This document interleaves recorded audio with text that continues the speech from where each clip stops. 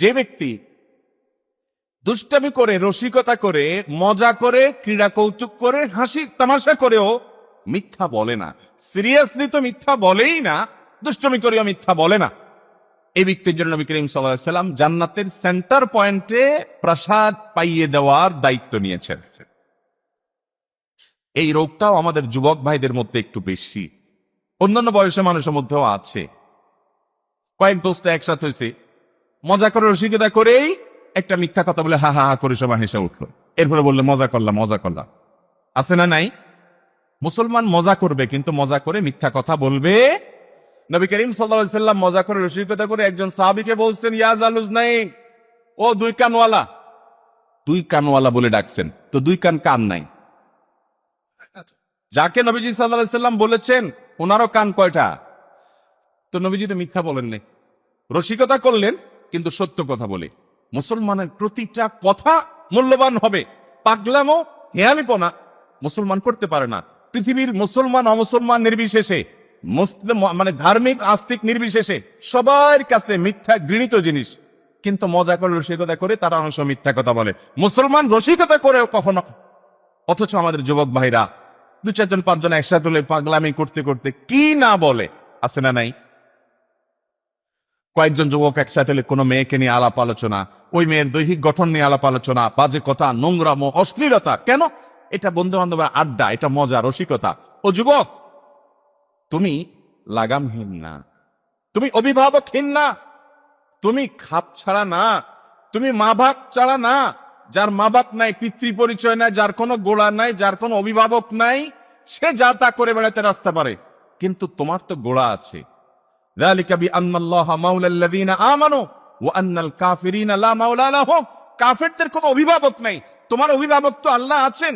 অতএব তুমি প্রতিটা কাজ করার সময় ভাববে, আমার আল্লাহ রাব্বুল আলামিন এই কাজকে এইভাবে করার পারমিশন আমাকে দিয়েছেন কিনা, একজন মুসলমান বিবেকবান মানুষ এই পথে আগাতে পারে কিনা।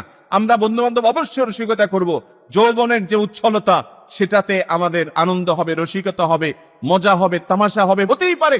নবী করিম সাল্লাল্লাহু আলাইহি ওয়াসাল্লাম সেগুলোকে সমর্থন জুগিয়েছে, অবশ্যই করা যেতে পারে। কিন্তু তাই বলে রসিকতা করে আমরা একজন মেয়েকে নিয়ে বাজে আলাপ করব, কোন মেয়ে হেঁটে গেছে তাকে নিয়ে হাসি তামাশা করব, চার পাঁচ বন্ধু বান্ধব মিলে, এটা একটা অসভ্য মানুষের চরিত্র হতে পারে, এটা একটা বেঈমানের চরিত্র হতে পারে, এটা একজন অমুসলিমের চরিত্র হতে পারে। নাস্তিক, তার কোনো অভিভাবক নাই, মা বাপ নাই, খাপসা যা খুশি তা করতে পারে। তুমি মুসলমান, আল্লাহর সামনে দাঁড়াতে হবে। তোমার যৌবনের প্রতিটা পাগলামো, প্রতিটা মাতলামো, প্রতিটা হিয়ালিপনা, প্রতিটা উন্মাদনা, প্রতিটা সীমা লঙ্ঘন সম্পর্কে, প্রতিটা ফাইজলামো সম্পর্কে, প্রতিটা অন্যায় সম্পর্কে আল্লাহ রাব্বুল আলামিনের কাছে আল্লাহর কসম করে বলছি জবাব দিতে হবে। যুবক, এই পাগলামি করা তোমাকে মানায় না, তোমাকে মানায় না। তুমি জান্নাত প্রত্যাশী যুবক, তুমি মুহাম্মদ সাল্লাল্লাহু আলাইহি সাল্লামের উম্মত। তার জীবন আদর্শ দেখো, হাসি রসিকতা তামাশা করতে চাও, বিনোদন করতে চাও, ইসলামে অভাব নাই, অভাব নাই বিনোদনের। নবী করিম সাল্লাল্লাহু আলাইহি সাল্লাম সেই সকল খেলাধুলার প্রতি উৎসাহ দিয়েছেন যেগুলোতে শারীরিক কসরত হবে, যেগুলোতে শারীরিক ব্যায়াম হবে, মানসিক রিফ্রেশমেন্ট হবে। তুমি নিজে সেগুলো খেলো, তোমার খেলার মাধ্যমে তোমার শারীরিক কসরত হবে, মানসিক রিফ্রেশমেন্ট হবে, তুমি আল্লাহর রাহে জিহাদের জন্য প্রস্তুত হতে পারবে। সে সব কিছু বাদ দিয়ে কোথাকার কোন দেশের কে খেলতেছে, সে গোল দিছে তুমি লাভ দিয়ে উঠতেছ, সে গোল দিতে পারে না তুমি ক্যান্ডিডেটের সব ভাষায় ফেলতেছ। তোমার মতো নির্বোধ, তোমার মতো বোকা, সে গোল দিলেও লাভ, সে গোল না দিতে পারলেও লাভ, সে না দিতে পারলেও টাকা পাবে, দিতে পারলেও টাকা পাবে। তুমি ছাগলের না খায়া নাচা পাবলিকের মতো এখানে লাফাইতেছ। তোমার বিবেককে একটাবার জিজ্ঞাসা করে, ইচ্ছে হাস্যকর কথা, রাত জেগে তুমি কোন দিন জীবনে ফজর নামাজের জন্য অপেক্ষা করেছো, তাহাজ্জুদের জন্য অপেক্ষা করেছো, পছন্দ করে খেলার জন্য গভীর রাত পর্যন্ত অপেক্ষা করছো, ঘড়ির ঘন্টা মিনিট অপেক্ষা দেখছো, ফেসবুকে তর্ক বিতর্ক করছো, টাকা পয়সা নষ্ট করছো। তোমার যে জার্সি কিনছো যার নামে, তুমি নিজে কোনোদিন তোমার মাকে একটা সোয়েটার কিনে দিয়েছো, তোমার বোনকে একটা কিছু কিনে দিয়েছো, তুমি নিজে কিছু কিনে খাও, গরিব দুঃখীকে কিছু কিনে দাও, সেখানে তোমার টাকা পয়সা নষ্ট করছো, মেধা নষ্ট করছো, শ্রম নষ্ট করছো, ব্রেন বুদ্ধি নষ্ট করছো। মুসলমান এত পাগল, মুসলমান এত উন্মাদ, মুসলমান এত উদ্ভট, মুসলমান এত হিয়ালিপনা কোন অবস্থাতে করতে পারে? আল্লাহ তাআলা আমাদেরকে বুঝার তৌফিক দান করুন। বিবেকগুলোকে আল্লাহ তাআলা খুলে দেখ, হেদায়েত আল্লাহ তাআলা আমাদেরকে অর্জন করার তৌফিক দান করুন। নবী করিম সাল্লাল্লাহু আলাইহি ওয়াসাল্লাম দ্বিতীয় ব্যক্তি সম্পর্কে বলেছেন যে ওয়াবিবাইতিন ফি ওয়াসাতিল জান্নাতি লিমান তারাকাল কিযবা ওয়া ইন কানা মাযিহা। যদি কেউ রসিকতা করেও মিথ্যা বলে না, যে না মিথ্যা আমি বলতে পারি না, একটা রুচি সম্পন্ন মানুষ, ন্যূনতম যার রুচি বোধ আছে, সে মিথ্যা বলতে পারে না। আমি রসিকতা করবো, তেমন রসিকতা কোনো মিথ্যা বলার দরকার নাই। আমার নবীজি সাল্লাল্লাহু আলাইহি ওয়াসাল্লাম রসিকতার সব আইটেম রেখেছেন। খেলাধুলা রেখেছেন, কবিতা আবৃত্তি রেখেছেন, খোলা গলায় খালি গলায় গান গাওয়ার কথা বলেছেন। গানের কথামালা যদি ভালো হয় কোনো অসুবিধা নেই।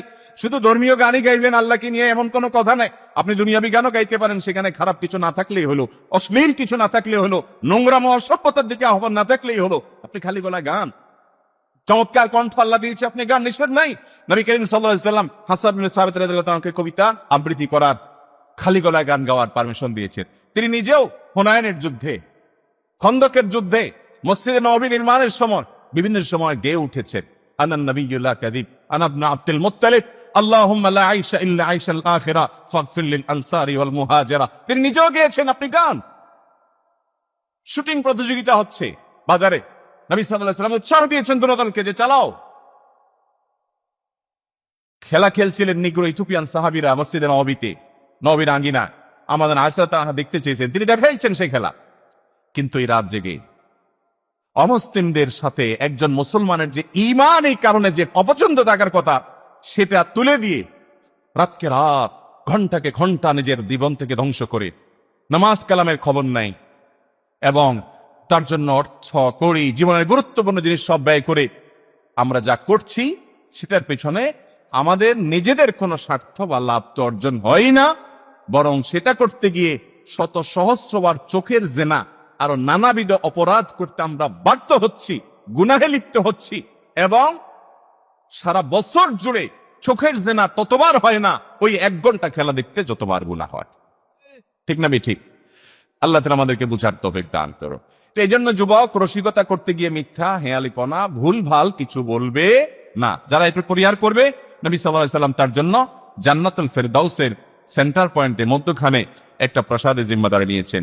আর তৃতীয় হলেন ওয়ামিবাইতান ফি আ'লাল জান্নাতি লিমান হাসানা খুলুকাহ, যে ব্যক্তি তার আখলাককে, তার চরিত্রকে, তার আচরণটাকে সুন্দর করবে, ওই ব্যক্তির জন্য নবী সাল্লাল্লাহু আলাইহি ওয়াসাল্লাম বলেছেন জান্নাতের সর্বোচ্চ পর্যায়ে, সর্বোচ্চ শিখরে তার জন্য একটি প্রাসাদ আল্লাহর পক্ষ থেকে পাইয়ে দেওয়ার দায়িত্ব নিয়েছেন। ভাইরা আমার, তাহলে আমরা নিজেদের আখলাকটাকে, নিজেদের চরিত্রটাকে সুন্দর করার চেষ্টা করব তো ইনশাআল্লাহ। আবু উমামা রাদিয়াল্লাহু তাআলা আনহু বর্ণিত আরেক হাদিসে নবী সাল্লাল্লাহু আলাইহি ওয়াসাল্লাম বলেছেন যে মা দাল্লা কওমুন বাদি হুদান কানু আলাইহি ইল্লা উতুল জাদাল। তিরমিজিতে হাদিসটি বর্ণিত হয়েছে। অতএব আমরা নিজেদেরকে নিয়ন্ত্রণ করব তো ইনশাআল্লাহ। বেহুদা তর্ক, বর্ষা বিতর্ক, এগুলো হাসি মুখে আমরা এড়ায় যাব। এই সমস্ত বর্ষা বিতর্ক করতে যাব না।